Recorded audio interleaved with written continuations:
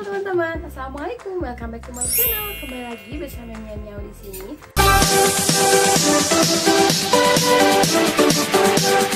Di video kali ini aku bakalan kasih tips ke kalian sekaligus menjawab beberapa pertanyaan yang muncul di kolom WhatsApp dan kolom komentar ya. Buat kalian yang penasaran videonya seperti apa, stay tune terusnya. Terus simak videonya seperti biasa. Buat kalian yang belum subscribe, yuk subscribe dulu channel Nyanyau dan nyalain notifikasinya. Jangan lupa like, komen, dan share ke sosial media kalian. Oke, kita langsung aja ke videonya. Oke teman-teman, jadi di sini ada dua pertanyaan yang akan aku jawab sekaligus menjelaskan menurut pengalaman aku pribadi dan menurut apa yang aku sudah alami. Jadi di sini pertanyaan yang pertama yaitu berapa lama sih masa training di SPBU dan apakah selama training itu kita digaji atau mungkin dikasih uang makan atau sama sekali tidak dikasih apapun. Itu pertanyaan yang pertama. Dan pertanyaan yang kedua yaitu minta tipsnya dong gimana caranya sukses training sampai kita diangkat menjadi karyawan tetap. Dan di sini aku akan menjawab semua pertanyaan itu semampu aku atau yang aku alami aja gitu. Jadi semoga video kali ini bisa menjawab semua pertanyaan yang ada di benak kalian. So kita langsung aja ke pertanyaan pertama yaitu mengenai berapa lama sih masa training itu bisa kita lalui atau bisa kita lewati. Nah jadi di sini aku akan menjelaskan dulu semua perusahaan atau antara perusahaan satu dan perusahaan lain memiliki peraturan yang berbeda ya pastinya, dan memiliki peraturan yang berbeda terhadap karyawan tetap atau mungkin karyawan trainingnya. Jadi di sini aku akan menjelaskan kurun waktu yang diberikan perusahaan terhadap karyawan training menurut apa yang aku alami pribadi. Jadi di perusahaan aku sendiri untuk karyawan training itu diberi waktu selama 3 bulan.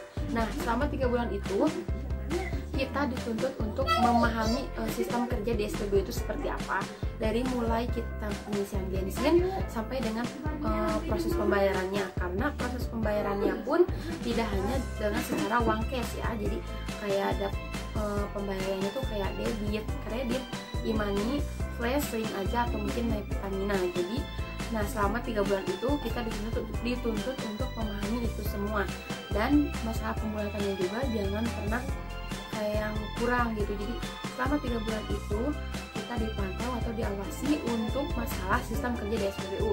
Nah setelah itu, setelah kontrak training ditandatangani, kita akan melaksanakan 3 bulan training. Lalu untuk proses selanjutnya yaitu menjadi karyawan tetap, dan setelah itu kalian juga akan diminta untuk tanda tangan sebagai karyawan tetap.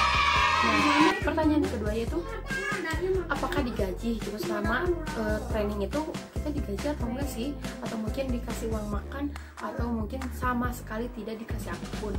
Nah kalau di perusahaan-perusahaan kecil mungkin saja hanya diberikan uang makan atau mungkin tidak sama sekali. Tapi untuk di perusahaan besar, terutama perusahaan yang aku saat ini kerja, itu karyawan training itu diberikan gaji, dan kalian santuy aja karena gajinya itu tidak kurang dari 1. Jadi kalian bisa bekerja atau training tanpa harus kalian khawatir gak digaji. Jadi di SPBU itu apalagi perusahaan besar, selama kalian training tetap kalian mendapatkan upah atau gaji.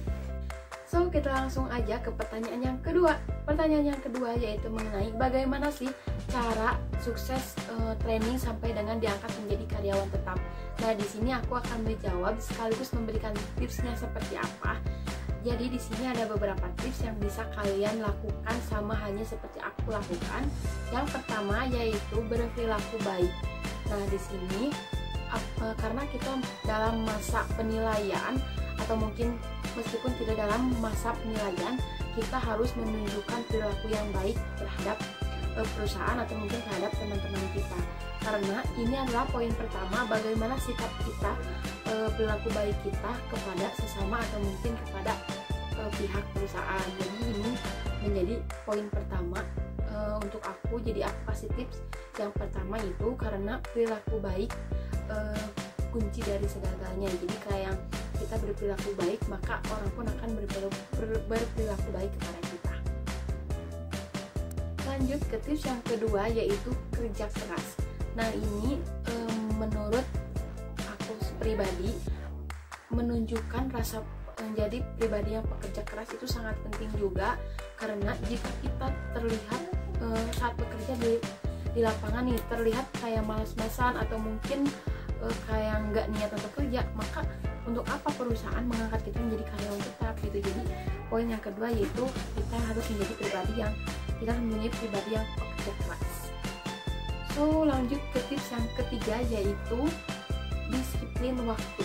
Jadi di sini disiplin waktu baik dalam kehadiran kita atau absensi kita ketika datang, atau mungkin ketika kita saatnya kerja ya kita kerja gitu, jangan kayak bolos atau mungkin hal yang lain. Apalagi jika kita sakit, kita harus mempunyai surat dari dokter gitu, atau mungkin resep dari dokter, karena itu akan mempengaruhi nilai kita.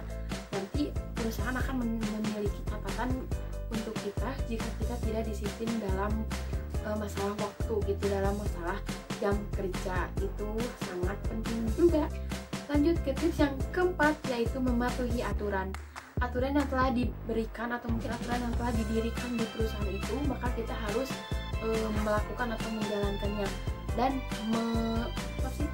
memberhentikan atau tidak melakukan apa yang dilarang oleh perusahaan itu. Kayak apa aja sih larangan ketika kita kerja di lapangan, apa aja yang perlu kita lakukan dan apa aja yang tidak perlu kita lakukan. Dan ini kalian harus mematuhinya, karena itu akan menjadi penilaian yang sangat penting juga dari perusahaan merek kita. Jadi kita akan nanti setelah kita beres training, kita akan diwawancarai selama kita training itu apa larangan apa atau perintah apa yang seharusnya kita jalankan di lab. Oke, next kita lanjut ke tips yang terakhir, yaitu rajin atau mungkin inisiatif. Jadi selama kita training itu kita harus menunjukkan rasa inisiatif kita atau mungkin rajin, baik rajin dalam bekerja yang pokok atau mungkin yang sampingannya. Yang pokok pastinya kan menjadi operator atau mengisi bensin, dan yang sampingannya contohnya kalau ada sampah-sampah tuh di lapangan kita sapu-sapu, atau mungkin kita inisiatif dalam bekerja atau perbaikan mobil, atau mungkin kalau ada motor, kalau ada yang bingung tuh mobil mau ngisi kemana, ke arah mana, nah kita bicara dalam hal inisiatif. Jadi kita harus terlihat rajin ketika di lapangan, baik ketika ada atasan atau mungkin tidak, karena itu tidak mempengaruhi. Jadi kita harus menunjukkan bahwa kita itu benar-benar ingin bekerja dan butuh banget pekerjaan itu, jangan terlihat malas-malasan. Oke teman-teman, jadi itu dia tips and sharing aku kali ini. Semoga video ini bermanfaat buat kalian dan membuat kalian menjadi lebih bersemangat dalam mencari loker atau mungkin dalam keinginan untuk bekerja di SPBU. Oke teman-teman, see you next video and thanks for watching. Bye bye. Assalamualaikum.